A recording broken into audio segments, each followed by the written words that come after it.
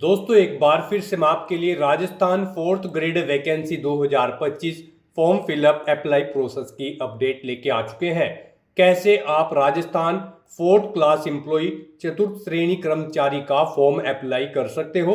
53,749 vacancies यहाँ पर निकली हुई है, जिनके लिए आपसे ऑनलाइन आवेदन पत्र मंगाए जा रहे हैं। ऑल इंडिया से आप अप्लाई कर सकते हो, मेल और फीमेल दोनों आवेदन कर सकते हैं। ऑनलाइन आवेदन करते समय आपको कोई भी ऐसी गलती या फिर मिस्टेक नहीं करनी होगी, जिनके करने से आपके एप्लीकेशन फॉर्म रिजेक्ट हो सकते हैं। ऑनलाइन अप्लाई करते समय आपको कुछ महत्वपूर्ण बातों का भी ध्यान रखना होगा, तभी आपके एप्लीकेशन फॉर्म सक्सेसफुली सबमिट किए जाएंगे।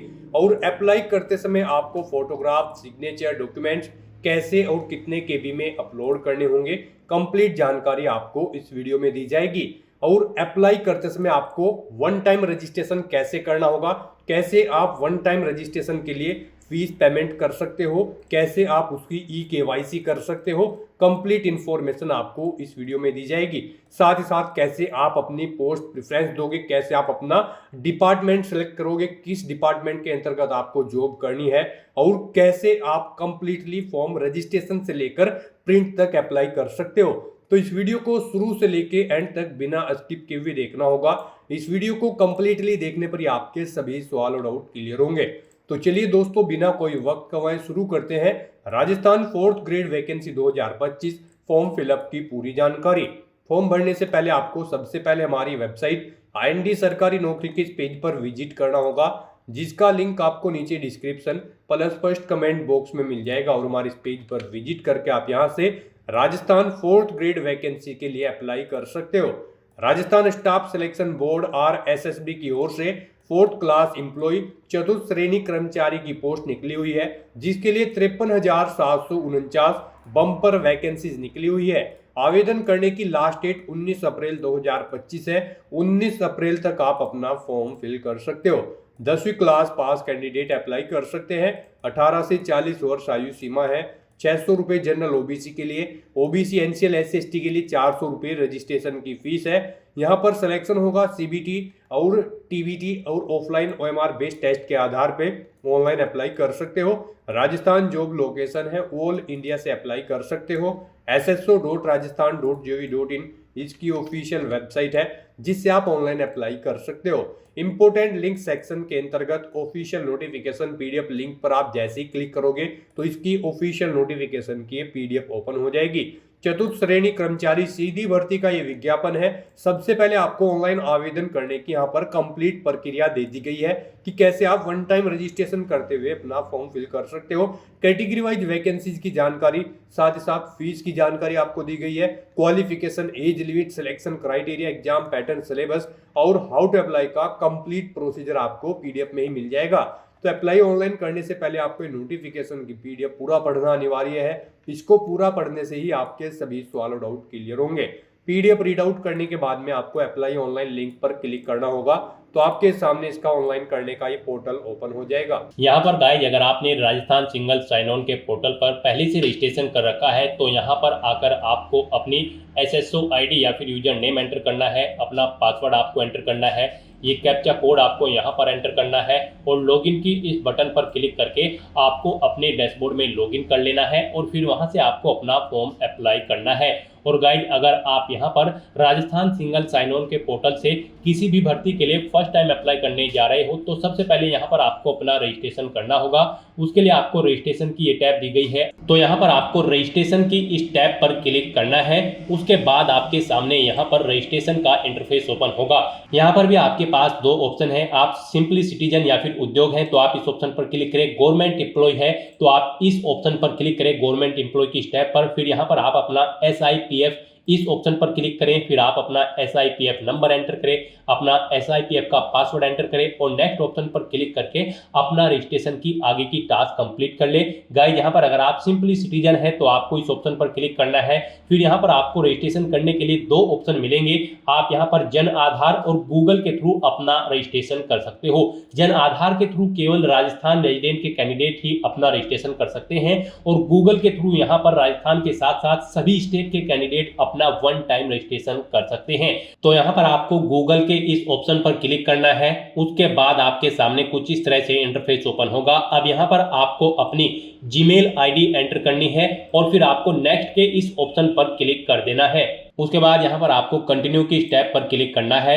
नेक्स्ट आपके सामने कुछ इस तरह से इंटरफेस शो होगा। आपकी ईमेल आईडी के शुरू के कैरेक्टर को यहाँ पर आपका एसएसओ आईडी या फिर यूजर नेम सेट कर दिया गया है एसएसओ की तरफ से। अगर इसमें आप चेंज करना चाहते हैं तो आप अपने अकॉर्डिंग ABCDXYZ कुछ भी आप इसमें चेंज कर सकते हो। और फिर यहाँ पर अगर ये ग्रीन कलर में है तो यानी कि ये यूजर नेम अवेलेबल है, और अगर ये रेड कलर में होगा और यहाँ पर क्रॉस का निशान होगा तो फिर ये अवेलेबल नहीं होगा। आपको उसमें कुछ चेंज करना होगा और अपने अकॉर्डिंग यहाँ पर आपको अपना यूजर नेम सेट कर लेना है। उसके बाद यहाँ पर आपको अपना पासवर्ड एंटर करना है।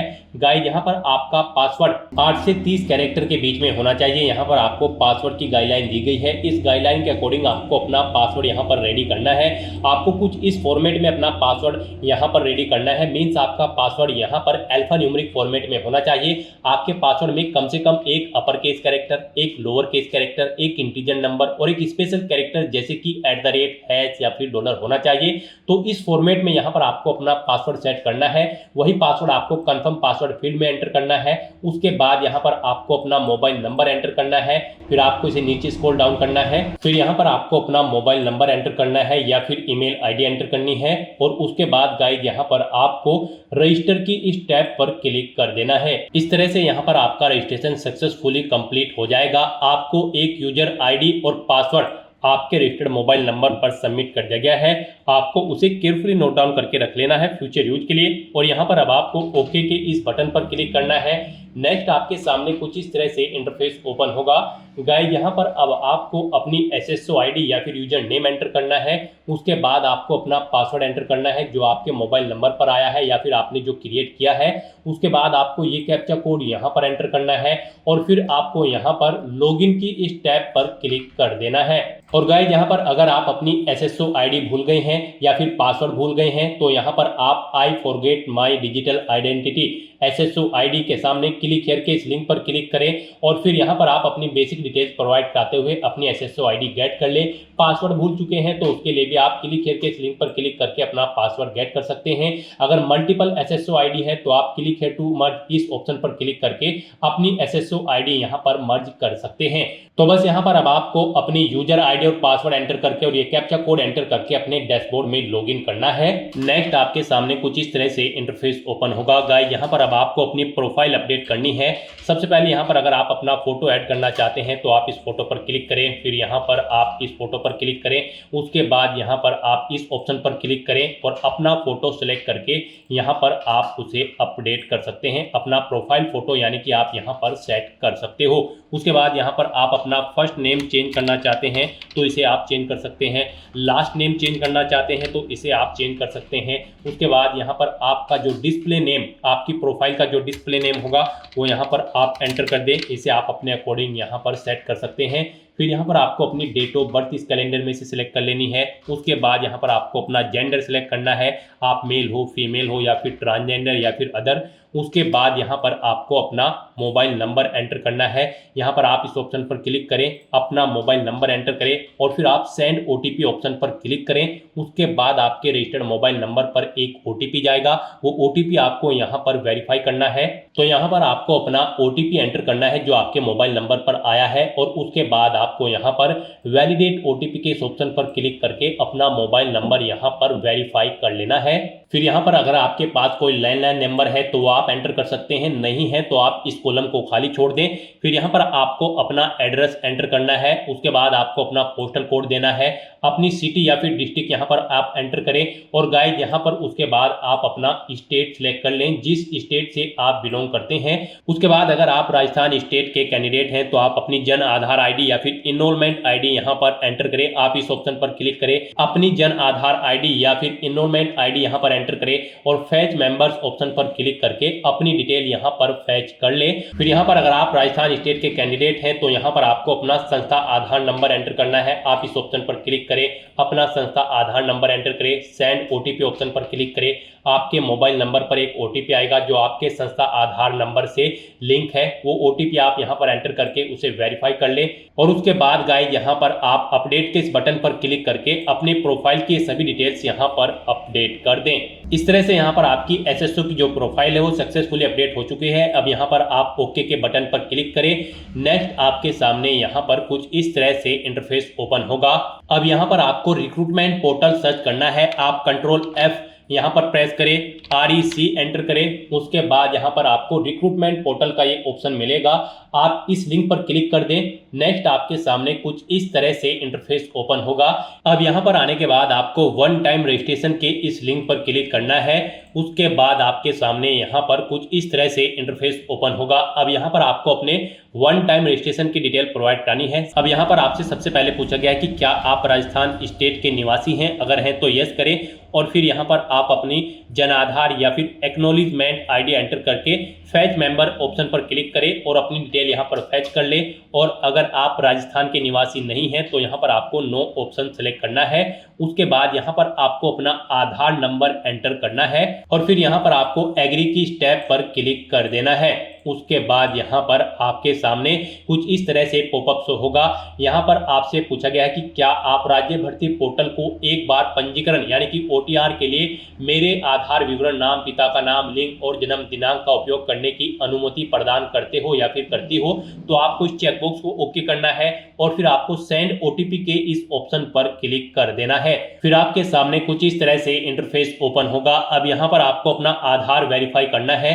उसके लिए आपको यहाँ पर इस चेकबॉक्स को ओके करना है और फिर आपको OTP भेजें इस ऑप्शन पर क्लिक कर देना है। उसके बाद यहाँ पर आपके रजिस्टर्ड मोबाइल नंबर पर एक OTP आएगा। उस मोबाइल नंबर पर जिससे आपका आधार लिंक है वो OTP आप यहाँ पर एंटर करें और फिर आप प्रमाणीकरण करें इस ऑप्शन पर आप क्लिक कर दें। इस तरह से यहाँ पर आपका आधार वेरीफाई हो जाएगा और आपकी जो डिटेल्स है वो यहाँ पर आपके आधार से फैच करके फिल कर दी गई है, जैसे कि आपका नाम, आपका जेंडर, आपके फादर का नाम, आपकी डेट ऑफ बर्थ। अब यहाँ पर आपको अपना मोबाइल नंबर एंटर करना है और फिर यहाँ पर आपको gate email from SSO profile इस ऑप्शन पर क्लिक करके अपनी ईमेल आईडी को यहाँ पर फैच कर लेना है। जो आपने रजिस्ट्रेशन टाइम पर अपनी ईमेल आईडी एंटर की थी वो यहाँ पर फैच होके आ जाएगी। फिर यहाँ पर आपको वेरीफाई OTR आपको इस ऑप्शन पर क्लिक कर देना है। फिर यहाँ पर आपको आपकी डिटेल शो कर दी जाएगी। आपकी डिटेल अगर ओके है तो यहाँ पर अब आप फाइनल सबमिट के इस ऑप्शन पर क्लिक कर दें। उसके बाद आपके रजिस्टर्ड मोबाइल नंबर पर एक OTP आएगा। वो OTP आपको यहाँ पर एंटर करना है और उसके बाद आपको यहाँ पर वेरीफाई OTP के इस ऑप्शन पर क्लिक कर देना है। इस तरह से यहाँ पर आपके वन टाइम रजिस्ट्रेशन की डिटेल सक्सेसफुली सेव हो जाएगी। आपको एक रजिस्ट्रेशन नंबर यहाँ पर प्रोवाइड कर दिया गया है, वन टाइम रजिस्ट्रेशन नंबर। आपको इसे केयरफुली नोट डाउन करके रख लेना है फ्यूचर यूज के लिए। और यहाँ पर अब आपको ओके के इस बटन पर क्लिक करना है। फिर आपको आपके OTR के इसी इंटरफेस पर आपको रिडायरेक्ट कर दिया जाएगा। यहाँ पर आपकी OTR की सभी डिटेल्स वेरीफाई हो चुकी है। आपको एक रजिस्ट्रेशन नंबर जो वहां पर दिया गया था वो रजिस्ट्रेशन नंबर यहाँ पर भी शो कर दिया गया है। आपको इसे केयरफुली नोट डाउन करके रख लेना है फ्यूचर यूज के लिए। अब गाइस यहाँ पर आपको अपना फीस पेमेंट करना है। नेक्स्ट स्टेप आपका फीस पेमेंट का होगा। उसके लिए आपको यहाँ पर पे फीस की स्टेप पर क्लिक करना है। उसके बाद आपके सामने यहाँ पर कुछ इस तरह से पॉपअप शो होगा। अब यहाँ पर आपसे पूछा गया कि क्या आप राजस्थान स्टेट के कैंडिडेट हैं, अगर हैं तो यस करें और फिर यहाँ पर आप अपनी कैटेगरी सिलेक्ट करें। आप रिजर्व कैटेगरी के अंतर्गत आते हो या फिर अनरिजर्व के, आप अपने अकॉर्डिंग ऑप्शन सेलेक्ट करें। और अगर आप राजस्थान स्टेट के कैंडिडेट नहीं हैं तो यहाँ पर आप नो ऑप्शन सेलेक्ट करें। फिर यहाँ पर केवल अनरिजर्व कैटेगरी कैंडिडेट ही अप्लाई कर सकते हैं अगर आप राजस्थान स्टेट से बाहर के कैंडिडेट हैं। उसके बाद यहाँ पर आपसे पूछा गया कि क्या आप स्पेशली एबल्ड कैंडिडेट हैं, अगर हैं तो आप यहाँ पर यस ऑप्शन सेलेक्ट करें। उसके बाद यहाँ पर आपको 400 रुपये फीस के रूप में जमा कराने होंगे। और अगर आप स्पेशली एबल्ड कैंडिडेट नहीं हैं तो यहाँ पर आपको नो ऑप्शन सेलेक्ट करना है। फिर यहाँ पर आपको 600 रुपये एप्लीकेशन फीस के रूप में जमा कराने होंगे। तो इस तरह से आपको आपकी कैटेगरी के अकॉर्डिंग यहाँ पर फीस का अमाउंट शो कर दिया जाएगा। गाइस हम यहाँ पर आपको एक बार फिर से बता दें, अगर आप यहाँ पर वन टाइम रजिस्ट्रेशन करने जा रहे हो, अगर आप अनरिजर्व कैटेगरी से बिलोंग करते हो तो फिर आपको 600 रुपये फीस जमा करानी है। रिजर्व कैटेगरी के अंतर्गत आते हो तो फिर आपको 400 रुपये फीस के रूप में जमा कराने होंगे। ये अमाउंट आपको सिर्फ एक बार जमा कराना है। उसके बाद एसएसओ के पोर्टल से जितनी भी भर्तियां निकलेगी, जितनी भी भर्तियों एसएसओ के लिए आप अप्लाई करोगे फिर आपको कोई शुल्क जमा नहीं कराना है। ये वन टाइम फीस है, आप एक बार फीस जमा करा के फिर यहाँ पर एसएसओ की इस वेबसाइट के थ्रू मल्टीपल जॉब्स के लिए आप अप्लाई कर सकते हो। तो यहाँ पर अब आपको आपकी कैटेगरी के अकॉर्डिंग अमाउंट शो कर दिया जाएगा। उसके बाद यहाँ पर आपको पे फीस के इस ऑप्शन पर क्लिक करना है, फिर आपको ओके करना है। उसके बाद यहाँ पर आपको फीस पेमेंट के इंटरफेस पर डायरेक्ट कर दिया जाएगा। यहाँ पर आपके पास 3 चॉइस है, आप 3 तरह से अपना फीस पेमेंट कर सकते हो, नेट बैंकिंग के थ्रू, एग्रीगेटर के थ्रू या फिर QR कोड पेमेंट के थ्रू। यहाँ पर सबसे बेस्ट ऑप्शन आपके लिए QR कोड पेमेंट रहेगा। आप यहाँ पर इस ऑप्शन को सिलेक्ट करें, फिर यहाँ पर आप फोन पे ऑप्शन सिलेक्ट करें और पे नाउ के इस ऑप्शन पर क्लिक कर दें। उसके बाद गाइस यहाँ पर आपको फीस पेमेंट के इंटरफेस पर डायरेक्ट किया जाएगा। नेक्स्ट आपके सामने कुछ इस तरह से इंटरफेस ओपन होगा। यहाँ पर आप 2 तरह से फीस पेमेंट कर सकते हो, QR कोड के थ्रू या फिर आप अपने मोबाइल नंबर के थ्रू यहाँ पर फीस पेमेंट कर सकते हो। आपके लिए यहाँ पर बेस्ट ऑप्शन QR कोड रहेगा। तो यहाँ पर आप शो कोड ऑप्शन पर क्लिक करें, आपके सामने ये QR कोड शो होगा। आप अपने किसी भी UPI से इसे स्कैन करें और अपना फीस पेमेंट कर दें। सक्सेसफुली फीस पेमेंट करने के बाद आपको आपके OTR के डैशबोर्ड पर डायरेक्ट कर दिया जाएगा। यहाँ पर आपका फीस पेमेंट सक्सेसफुली कंप्लीट हो चुका है। अब आप व्यू रिसिप्ट के ऑप्शन पर क्लिक करके अपनी एप्लीकेशन फीस की एक रिसिप्ट का यहाँ पर प्रिंट आउट ले सकते हैं फ्यूचर यूज के लिए। और यहाँ पर अपनी ये फीस पेमेंट करने के बाद अब आपको नेक्स्ट ऑप्शन कंप्लीट करना है। वो आता है यहाँ पर आपका OTR eKYC। आपको इस ऑप्शन पर क्लिक करना है। अब यहाँ पर गाइस आपको अपना लाइव फोटो कैप्चर करना है और अपना हैंड रिटन डिक्लेरेशन डॉक्यूमेंट आपको अपलोड करना है। लाइव फोटो कैप्चर करने के लिए आपको कुछ गाइडलाइंस दी गई है, इन्हें ध्यान में रखते हुए आपको अपना फोटो यहाँ पर कैप्चर करना है। यहाँ पर 5 सेकंड के टाइमर के पश्चात अभ्यर्थी अपनी पलक 2-3 बार झपकाए। यदि आपकी फोटो बंद आंखों के साथ कैप्चर हुई है तो आप दोबारा से अपनी फोटो कैप्चर करें और फोटो कैप्चर करते समय आपको कैमरे की तरफ देखना है। अगर आप चश्मे का इस्तेमाल करते हैं तो आप अपना फोटो चश्मे के साथ ही लें, परंतु इस बात का ध्यान रखें कि चश्मे पर रोशनी के कारण फोटो अस्पष्ट अथवा चमक के साथ कैप्चर ना हो। बिल्कुल साफ फोटो आपका होना चाहिए। साथ ही साथ यहाँ पर अभ्यर्थियों को सुनिश्चित करना होगा कि लाइव फोटो साफ एवं पर्याप्त रोशनी में पृष्ठभूमि के साथ ली गई हो। धुंधली अथवा अंधकार में फोटो यहाँ पर एक्सेप्ट नहीं होगी। गाइस यहाँ पर अगर आपका फोटो स्पष्ट नहीं है तो आप बार बार अपना फोटो कैप्चर कर सकते हैं, परंतु एक बात आपको याद रखनी है, OTP के माध्यम से वेरिफिकेशन के पश्चात फाइनल सबमिट किए जाने के बाद आपको अवसर नहीं मिलेगा।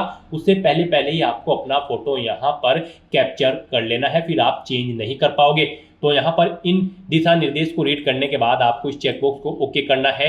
उसके बाद आपको टेक फोटो इस ऑप्शन पर क्लिक करना है। तो यहाँ पर अपना फोटो कैप्चर करने के बाद फिर आपको अपना handwritten declaration document upload करना है।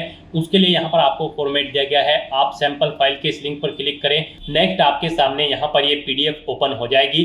गाइस यहाँ पर आपको इस PDF का एक हार्ड कॉपी प्रिंट आउट ले लेना है और उसके बाद आपको उस हार्ड कॉपी प्रिंट आउट पर अपना नाम मेंशन करना है, अपने फादर का नाम मेंशन करना है, अपनी डेट ऑफ बर्थ देनी है, यहाँ पर आपको अपने हस्ताक्षर करने हैं और उसके बाद आपको ये कंप्लीट डाटा फिर यहाँ पर मेंशन कर देना है अपने हाथ से ब्लू इंक पेन से। और उसके बाद यहाँ पर आपको अपने सिग्नेचर कर देने हैं। फिर ऐसे ही आपको यहाँ पर इंग्लिश में भी अपनी राइटिंग देनी है। उसके लिए यहाँ पर आपको इंग्लिश का परफॉर्मा दिया गया है। यहाँ पर भी आने के बाद आपको फिर अपना नाम एंटर करना है इंग्लिश में, अपने फादर का नाम एंटर करना है इंग्लिश में, अपनी डेट ऑफ बर्थ देनी है और फिर यहाँ पर आपको अपने सिग्नेचर करने हैं। और उसके बाद आपको ये कंप्लीट डाटा फिर अपने हैंड से ब्लू इंक पेन से आपको फिर दोबारा से इंग्लिश में यहाँ पर राइट कर देना है। उसके बाद गाइस यहाँ पर आपको अपनी SSO ID एंटर करनी है, अपना OTR वन टाइम रजिस्ट्रेशन का जो नंबर आपको मिला है वो रजिस्ट्रेशन नंबर यहाँ पर आपको एंटर करना है, अपना परमानेंट एड्रेस आपको यहाँ पर मेंशन कर देना है और यहाँ पर आपको अपने सिग्नेचर कर देने हैं। इस तरह से आपको अपना ये हैंड रिटन डिक्लेरेशन डॉक्यूमेंट तैयार कर लेना है और फिर इसका आपको फोटो खींचकर अपने कंप्यूटर में सेव कर लेना है, यानी कि इसकी एक सॉफ्ट कॉपी। और फिर आपको अपना वो डॉक्यूमेंट यहाँ पर अपलोड करना होगा। यहाँ पर आपका ये डॉक्यूमेंट PDF फॉर्मेट में होना चाहिए, साइज उसका 100 से 200 KB के बीच में होना चाहिए। तो यहाँ पर आपको चूज फाइल बटन पर क्लिक करना है, फाइल को सिलेक्ट करना है और अपना ये हैंड रिटन डिक्लेरेशन डॉक्यूमेंट यहाँ पर अपलोड कर देना है। गाइस हम आपको सैंपल के तौर पर दिखा रहे हैं, कुछ इस तरह से यहाँ पर आपको अपना हैंड रिटन डिक्लेरेशन डॉक्यूमेंट तैयार करना है और फिर इसे आपको अपलोड कर देना है। अपना फोटो अपलोड करने के बाद और हैंड रिटन डिक्लेरेशन अपलोड करने के बाद अब आपको सबमिट ई-केवाईसी की इस टैब पर क्लिक करना है। उसके बाद में आपको इन चेक बॉक्सेस को ओके करना है और सेंड ओटीपी की टैब पर क्लिक कर देना है। एक ओटीपी आपके मोबाइल नंबर और ईमेल एड्रेस पर सबमिट किया गया है, वो ओटीपी आपको इस बॉक्स में एंटर करना होगा और फाइनल सबमिट की इस टैब पर क्लिक कर देना होगा। इस तरह से आपकी OTR ई-केवाईसी कंप्लीट हो चुकी है। तो यहाँ पर अब आपके तीनों स्टेप कंप्लीट हो चुके हैं। आपकी प्रोफाइल यहाँ पर अपडेट हो चुकी है, फीस पेमेंट आप कर चुके हो, अपनी ई-केवाईसी आप कंप्लीट कर चुके हो। अब यहाँ पर आकर आपको होम के इस लिंक पर क्लिक कर देना है। उसके बाद यहाँ पर आपको आपके डैशबोर्ड में डायरेक्ट कर दिया जाएगा। यहाँ पर आने के बाद आपको ऑनगोइंग रिक्रूटमेंट सेक्शन में आना है और यहाँ पर आपको class 4 employee direct recruitment 2024 RSSB के सामने अप्लाई नाउ के इस लिंक पर क्लिक कर देना है। उसके बाद आपके सामने कुछ इस तरह से इंटरफेस ओपन होगा। अब यहाँ पर आने के बाद आपको क्लास 4 की इस टैब पर क्लिक कर देना है। फिर यहाँ पर आपके सामने कुछ इस तरह से इंटरफेस होगा। यहाँ पर आपसे आपका OTR डाटा रिव्यू आपको दिया गया है। आप ये डाटा यहाँ पर कंफर्म करें। अगर अपडेट करना चाहते हैं तो आप अपडेट के बटन पर क्लिक करके अपडेट कर सकते हैं। सभी चीज़ें ओके हैं तो यहाँ पर अब आप प्रोसीड की इस टैब पर क्लिक करें और उसके बाद यहाँ पर आपके सामने कुछ इस तरह से इंटरफेस ओपन हो जाएगा। यहाँ पर आपका एप्लीकेशन फॉर्म स्टार्ट हो चुका है। कुछ चीज़ें यहाँ पर आपको ऑटोमेटिकली फिल मिल गई है जो आपके रजिस्ट्रेशन टाइम पे आपने प्रोवाइड कराई थी, वो यहाँ पर आपको कुछ चीज़ें ऑटोमेटिकली फिल मिल गई है। अब यहाँ पर आने के बाद बस आपको अपनी माता का नाम यहाँ पर एंटर करना है। फिर यहाँ पर आपको अपनी श्रेणी सेलेक्ट कर लेनी है। आप किस श्रेणी से बिलोंग करते हैं। राजस्थान स्टेट से अलग कैंडिडेट अगर अप्लाई करते हैं तो केवल जनरल कैटेगरी कैंडिडेट अप्लाई कर सकते हैं। फिर यहाँ पर अगर आप विशेष दिव्यांगजन श्रेणी के अंतर्गत आते हैं तो यहाँ पर आप ऑप्शन सिलेक्ट करें किस दिव्यांगजन श्रेणी के अंतर्गत आप आते हैं। नहीं आते हैं तो यहाँ पर आप नॉट एप्लीकेबल ऑप्शन सिलेक्ट कर लें। उसके बाद यहाँ पर आपको उप विशेष दिव्यांगजन श्रेणी सिलेक्ट करनी है अगर आप दिव्यांगजन श्रेणी के अंतर्गत आते हो। उसके बाद यहाँ पर आपको अपनी श्रेणी का प्रमाण पत्र संख्या देनी होगी और फिर आपको बताना होगा कि क्या आपको स्रोत लेखक की आवश्यकता है। अगर है तो यहाँ पर आप स्वयं उसकी प्रबंध करेंगे या फिर विभाग को उसका प्रबंध करना है, यहाँ पर आपको ऑप्शन मिल जाएगा। और अगर आप यहाँ पर विशेष दिव्यांगजन श्रेणी के अंतर्गत नहीं आते हो तो फिर आगे के ये ऑप्शन आपको यहाँ पर डिसेबल्ड कर दिए जाएंगे। उसके बाद यहाँ पर आपको अपना रिलीजन सेलेक्ट करना है, अपनी वैवाहिक स्थिति मैरिटल स्टेटस आपको बताना है, आप मैरिड हो या फिर अनमैरिड हो या फिर डाइवोर्स हो, आप अपने अकॉर्डिंग ऑप्शन सेलेक्ट करें। उसके बाद यहाँ पर अगर आप मैरिड हो तो यहाँ पर आपको अपने जीवित बालक की संख्या देनी है और आपको यहाँ पर आपका मोबाइल नंबर ऑटोमेटिकली फिर मिल जाएगा। अपना व्हाट्सएप मोबाइल नंबर देना चाहते हैं तो वो यहाँ पर आप दे सकते हैं। आपके पास जन आधार आईडी है तो वो आप यहाँ पर एंटर कर सकते हैं, नहीं है तो इस कॉलम को आप खाली छोड़ दें। गाइस यहाँ पर जिन कॉलम के सामने रेड कलर का स्टार बना हुआ है उनमें आपको डिटेल्स देनी मस्ट है और जिनमें नहीं बना हुआ है वो ऑप्शनल है। आप उनकी डिटेल चाहे तो दें चाहे या फिर न दें।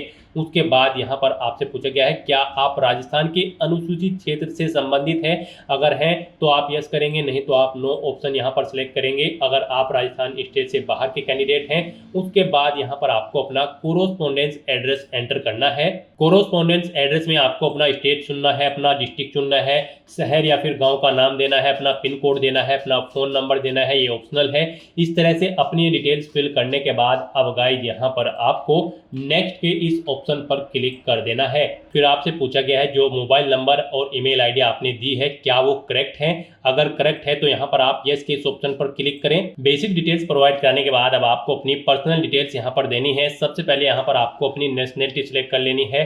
फिर यहाँ पर आपको अपना स्टेट सेलेक्ट कर लेना है। उसके बाद यहाँ पर आपको अपना डिस्ट्रिक्ट सेलेक्ट कर लेना है। फिर आपसे पूछा गया है कि क्या आप इंडिया में कहीं बाहर से सेटल्ड हुए हैं। अगर हुए हैं तो आप यहाँ पर यस करें और फिर किस देश से आप सेटल्ड हुए हैं उस देश का नाम आप यहाँ पर सिलेक्ट करें और अगर आप इंडिया से ही हैं तो यहाँ पर आपको नो ऑप्शन सिलेक्ट करना है। उसके बाद आपसे पूछा गया है कि क्या आप भूतपूर्व सैनिक हैं। अगर हैं तो आप यहाँ पर यस ऑप्शन सेलेक्ट करें और फिर अपना सर्विस का स्टेटस बताएं, आप रिटायर्ड है या फिर सर्विस पर हैं। अगर सर्विस पर है तो फिर यहाँ पर आपको अपना एनओसी लेटर नंबर देना है, डेट ऑफ एनओसी यहाँ पर आपको सिलेक्ट करनी है और अगर आप रिटायर्ड हो चुके हैं तो रिटायर्ड ऑप्शन सेलेक्ट करें। फिर आप आपको अपना पीपीओ नंबर देना है, डेट ऑफ रिटायरमेंट यहाँ पर आपको सिलेक्ट करनी है, और अगर आप भूतपूर्व सैनिक नहीं है तो यहाँ पर आपको नो ऑप्शन सिलेक्ट करना है। आगे की डिटेल आपको डिसेबल्ड कर दी जाएगी। उसके बाद आपसे पूछा गया कि क्या आप स्पोर्ट पर्सन हैं, अगर हैं तो यहाँ पर आप यस ऑप्शन सिलेक्ट करें। स्पोर्ट पर्सन किस टाइप से हैं आप, नेशनल या फिर इंटरनेशनल लेवल के, आप अपने अकॉर्डिंग ऑप्शन सेलेक्ट करें। और अगर आप नहीं हैं स्पोर्ट पर्सन तो आपको नो ऑप्शन सेलेक्ट करना है।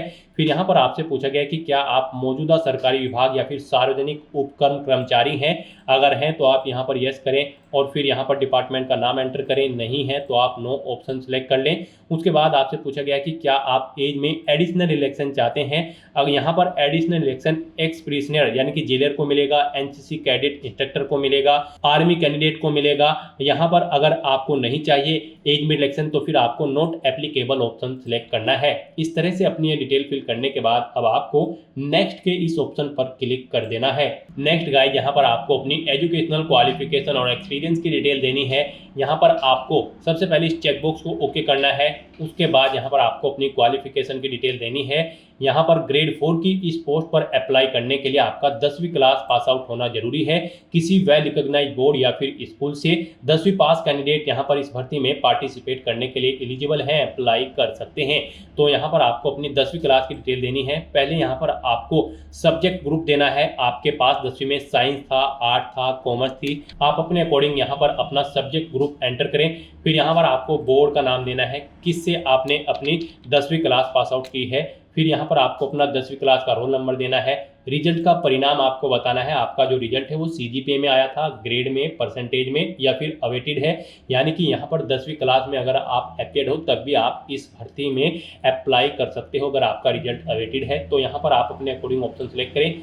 उसके बाद यहाँ पर आपको पासिंग ईयर देना है, कब आपने अपनी 10वीं क्लास पास आउट की है, फिर कितने % मार्क्स आपने ऑब्टेन किए हैं वो यहाँ पर आप एंटर करें। उसके बाद यहाँ पर अगर आपने अपनी 12वीं क्लास पास आउट कर रखी है तो उसकी डिटेल भी आप ऐसे ही प्रोवाइड कर सकते हैं। कोई आपके पास डिप्लोमा है तो उसकी डिटेल दें।